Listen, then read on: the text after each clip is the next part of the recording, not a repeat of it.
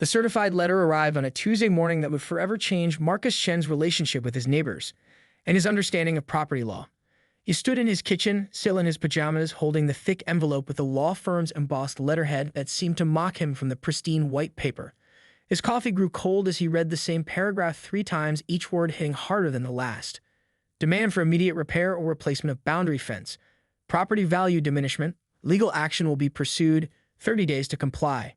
Marcus walked to his back window and stared at the offending fence that separated his modest ranch home from the Hendersons' pristine 2-story colonial.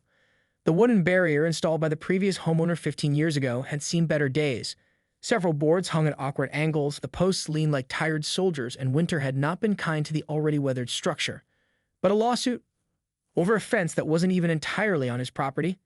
The Hendersons had moved in 2 years ago with the enthusiasm of people who'd upgraded from a cramped city apartment to suburban paradise.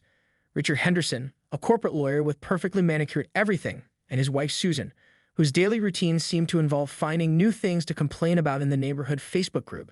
They transformed their backyard into something resembling a resort brochure, complete with an elaborate in-ground pool, composite decking, and landscape lighting that probably cost more than Marcus made in 6 months. From the beginning, they made it clear that Marcus's modest lifestyle didn't quite fit their vision of neighborhood standards. The polite suggestions started small. Maybe he could trim his hedge a bit more frequently, perhaps consider power washing his driveway. Would he mind parking his older pickup truck in the garage instead of the driveway? Marcus had obliged when reasonable, ignored when not, and generally tried to maintain peaceful coexistence. But this letter felt different. This was war. Marcus set the legal document on his kitchen counter and rubbed his temples. As a high school history teacher, his salary barely covered his mortgage, utilities, and basic necessities. The estimate he'd gotten for fence replacement last month had made him physically ill. $4,200 for materials and labor. Money he simply didn't have, especially with his mother's medical bills mounting after her recent stroke. He was about to crumple the letter in frustration when something made him pause. A memory flickered. Something the previous homeowner, old Mr. Kowalski, had mentioned during the closing process. Something about property lines and a survey issue that had never been properly resolved. Marcus hurried to his basement office, a cramped space where he graded papers and stored important documents. He pulled out the banker's box containing his home purchase paperwork, dumping the contents across his desk. Bank statements, inspection reports, insurance papers, and there, in a manila folder marked property documents, he found what he was looking for. The original property survey from 1987, yellowed with age and bearing the seal of Morrison and Associates Land Surveying. Marcus spread it across his desk, his finger tracing the property lines marked in precise measurements and compass bearings. His pulse quickened as he studied the boundaries, comparing them to his mental map of the current yard layout. Something wasn't right. According to this survey, the property line didn't run where he'd always assumed it did. If these measurements were accurate, the boundary actually cut through what he'd always considered to be solidly in the Hendersons' backyard. Marcus grabbed a measuring tape and headed outside, his heart pounding with the possibility that the couple threatening to sue him had just made the biggest mistake of their lives. The October sun was unusually warm as Marcus crouched in his backyard with the measuring tape, the 1987 survey spread on a clipboard beside him. He'd spent the better part of 3 hours taking measurements, cross-referencing angles, and slowly piecing together a puzzle that grew more incredible with each calculation. According to the original survey, his property line didn't end at the current fence location. It continued another 12 feet into what the Hendersons considered their exclusive domain. Marcus sat back on his heels, staring at the numbers he'd written and rewritten, certain he'd made an error. But every measurement confirmed the same impossible conclusion. The fence the Hendersons were demanding he replace wasn't even on the actual property line. That evening, Marcus called his college roommate Jake, now a real estate attorney in Portland. After explaining the situation, Jake's response was immediate. You need a current survey, and you need it yesterday. If what you're telling me is accurate, this could get very interesting very quickly. How interesting? Marcus asked, though something in his gut already knew the answer would change everything. Well, let's just say that if you own land someone else has been using and improving, the legal term is unjust enrichment. But Marcus, you need to be absolutely certain before you do anything. Get a professional survey done immediately. The next morning, Marcus called Morrison and Associates, the same firm that had done the original survey. The receptionist informed him that while the company had changed hands twice, they still had all their historical records.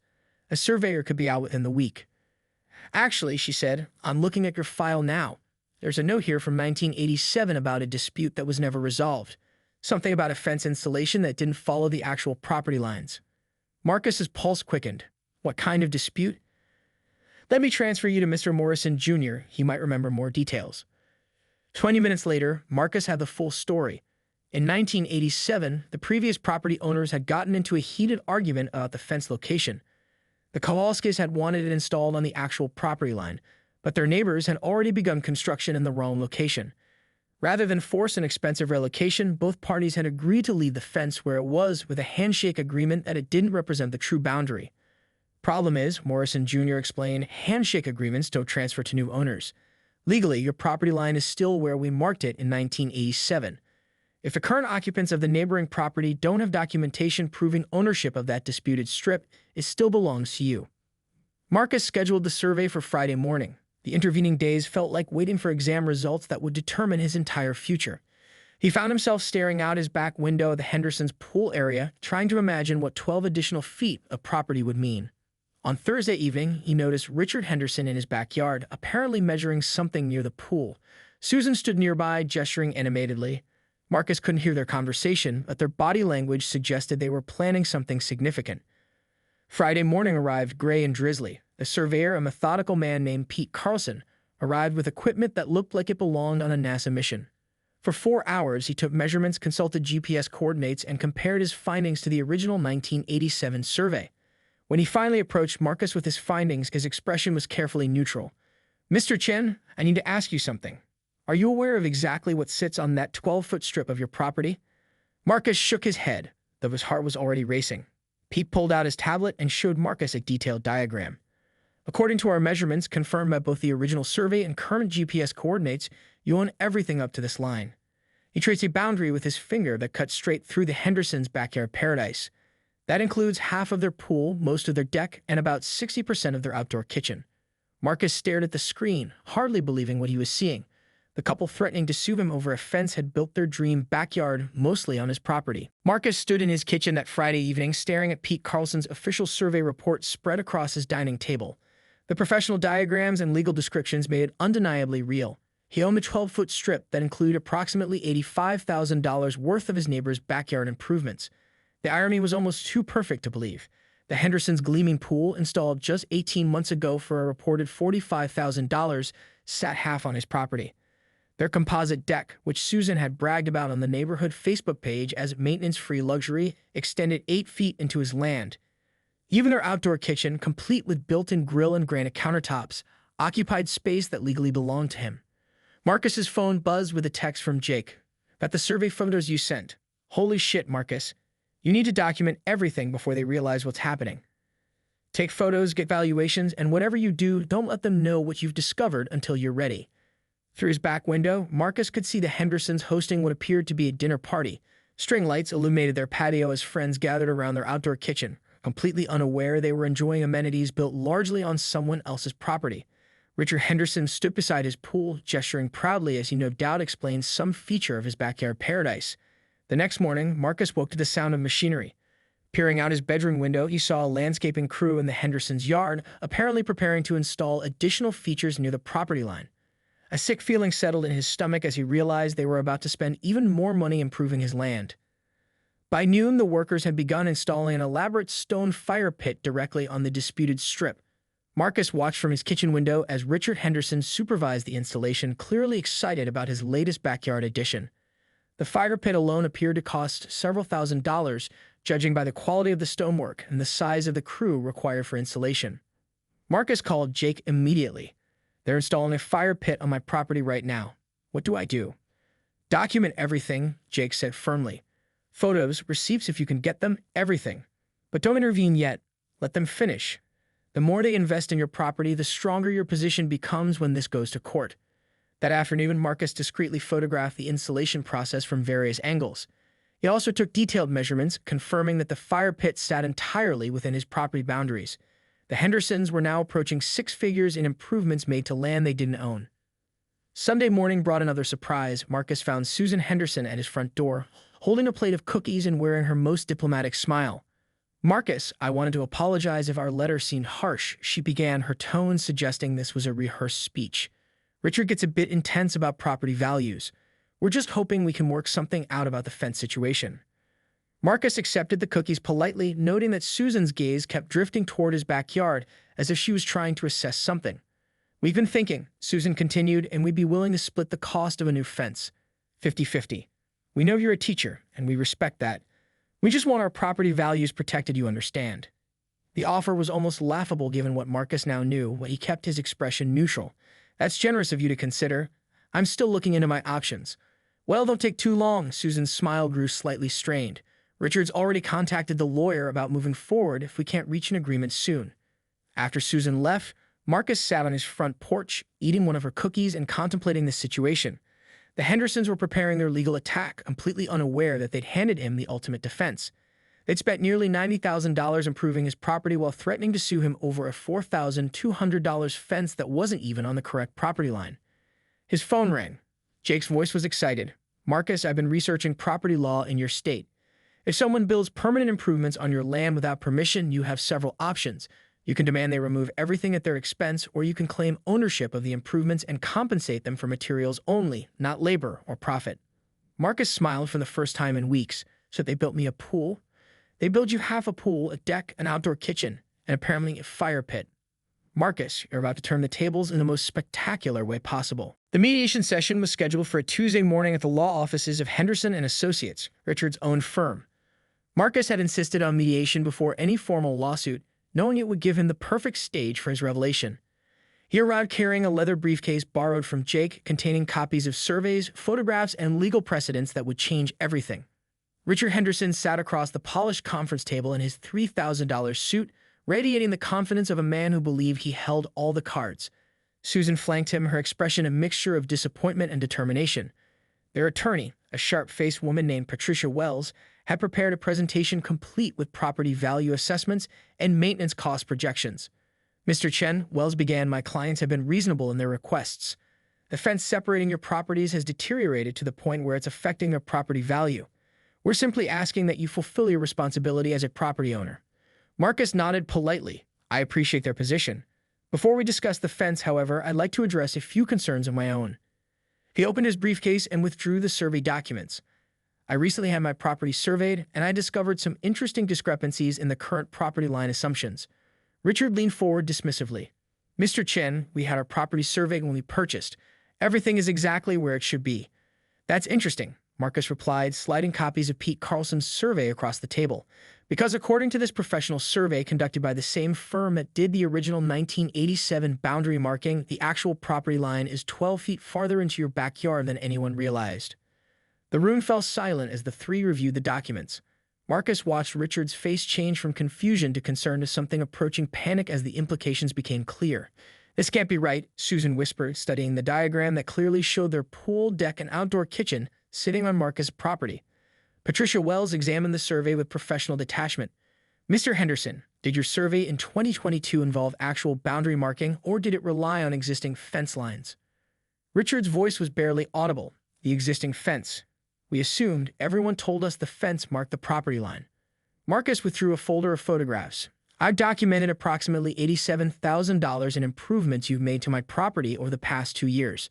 The pool installation, the composite decking, the outdoor kitchen, and most recently, the stone fire pit installed just last weekend." He spread the photos across the table like playing cards. Each image showed expensive improvements clearly sitting within the disputed 12-foot strip, now definitively proven to be his property. According to state property law, Marcus continued, consulting notes Jake had prepared, when someone builds permanent improvements on another person's land without permission, the landowner has several options. "I can demand removal of all structures at your expense, or I can claim ownership of the improvements while compensating you for materials only, not labor, permits, or installation costs." Patricia Wells set down the survey and looked directly at her clients.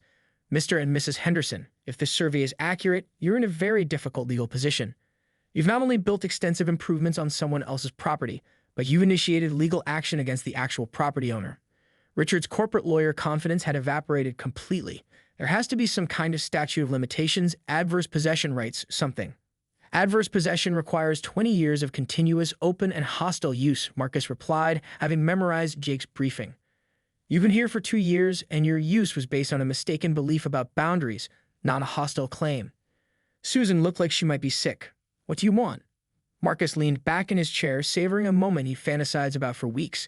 Well, originally you wanted me to spend $4,200 to replace a fence that isn't even on the property line. Now I find myself the owner of improvements worth nearly 20 times that amount. He paused, letting the full weight of the reversal sink in. Here's what I propose. You drop all legal threats regarding the fence. You acknowledge in writing that the current fence location doesn't represent the actual property boundary, and we negotiate a reasonable lease agreement for the portion of my property you're currently using. Richard's voice cracked slightly. A lease agreement? Marcus smiled. After all, I'd hate to force you to remove that beautiful pool. 3 months later, Marcus Chen sat in his backyard, all of his backyard, sipping coffee and watching the sunrise reflect off what he now affectionately called his pool. The irony still made him chuckle every morning. The fence that had started this entire saga had been replaced with a beautiful cedar privacy barrier installed exactly on the true property line and paid for entirely by the Hendersons. The lease agreement they negotiated was more generous than Marcus had initially planned, but it served everyone's interests. The Hendersons paid him $800 monthly to rent the 12-foot strip containing their backyard paradise, a fraction of what they would have spent relocating everything. For Marcus, it represented nearly $10,000 in annual income, enough to cover his mother's medical expenses and even start a small emergency fund. The arrangement had unexpected benefits beyond the financial windfall. Richard Henderson, humbled by the experience, had actually become a tolerable neighbor.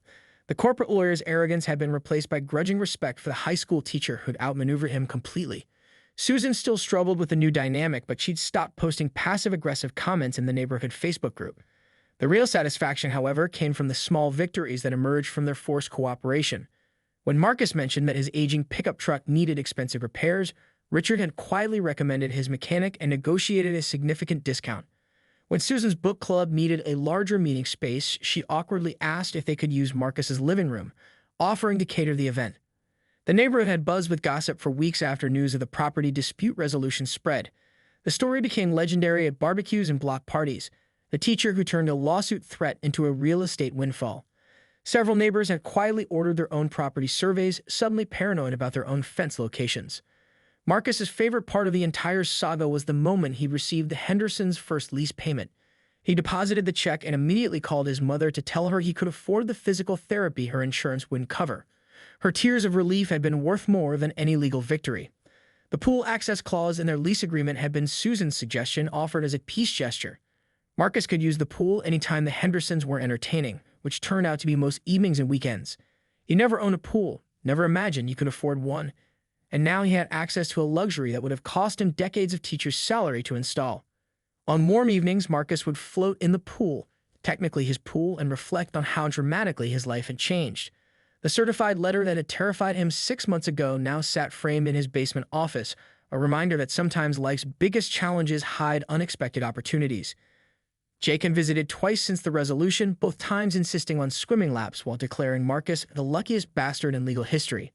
The case had become a teaching example in Jake's firm, illustrating the importance of thorough property research and the dangers of making assumptions about boundary lines. The final twist had come just last week when the Hendersons had asked permission to install a hot tub adjacent to the pool. Marcus had agreed with the understanding that it would also become part of the lease agreement.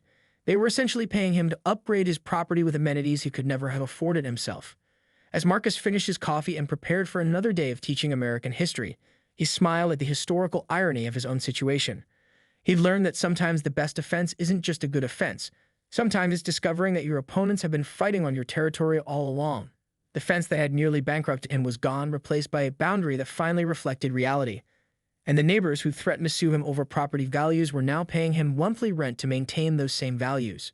Justice, Marcus had learned, sometimes comes with a pool.